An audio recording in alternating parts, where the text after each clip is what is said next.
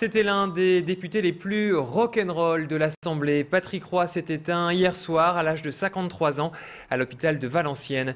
Le député maire de Denain souffrait d'un cancer du pancréas. Le 15 mars dernier, Patrick Roy avait fait un retour émouvant à l'Assemblée nationale après une absence de plusieurs mois. Vous le voyez sur ces images, très amaigri mais vêtu toujours de sa célèbre veste rouge. Il avait prononcé un discours qui avait ému l'ensemble des députés présents, toutes tendances politiques confondues.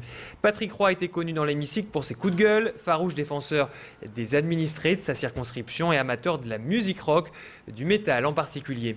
À Denain, la mort de cette figure emblématique de la politique a été annoncée sur les panneaux municipaux. Les drapeaux ont été mis en berne sur l'hôtel de ville.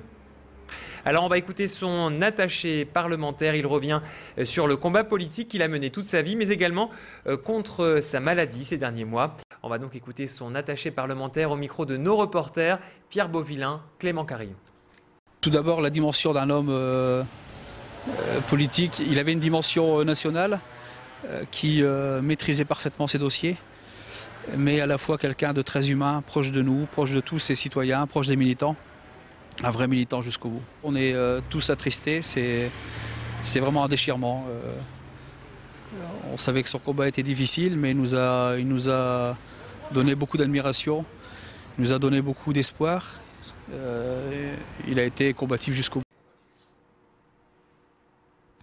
Et cet après-midi, les députés ont tenu 1 minute de silence lors de la séance de l'Assemblée nationale. Depuis cette triste nouvelle, les réactions politiques pleuvent à gauche comme à droite. Ce matin, Martine Aubry a exprimé son immense tristesse. La première secrétaire du PS a salué un vrai homme du Nord qui portait toutes les valeurs de la région, la simplicité, la ténacité, la fidélité. La maire de Lille lui avait rendu visite lorsqu'il était à l'hôpital. Je vous propose d'écouter Martine Aubry aujourd'hui à Paris. Moi, je suis allée le voir évidemment beaucoup de fois.